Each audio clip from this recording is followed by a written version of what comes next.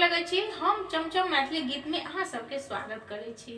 आइ एगो हम फेर कनिया परिछन कहे छी। अहाँ सब गोटा मिल के देखब सुनब। हमर चैनल के सब्सक्राइब, वीडियो के लाइक जरूर कर देबे।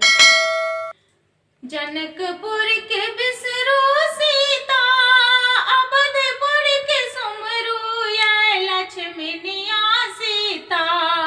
आब गेलौ दशरथ दुआर ये लक्ष्मणिया सीता। जनक जी के बिसरू सीता, दशरथ के सुमरू ये लक्ष्मणिया सीता।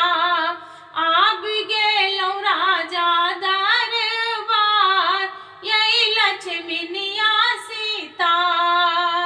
सुनैना के बिसरू सीता, कौशल्या के सुमरू ये लक्ष्मणिया सीता। आब गेलौ राजा दरबार ये लक्ष्मणिया सीता। जनकपुर के बिसरू सीता, अवधपुर के सुमरू ये लक्ष्मणिया सीता। आब गेलौ राम दरबार ये लक्ष्मणिया सीता।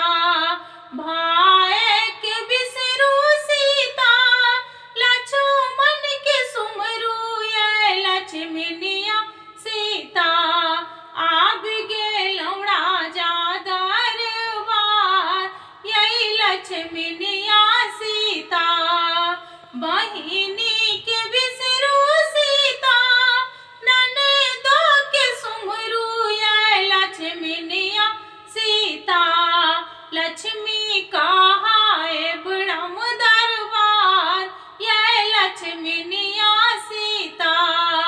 जनकपुर के बिसरू सीता, अवधपुर के सुमरू ये लक्ष्मणिया सीता। लक्ष्मी कहाए राम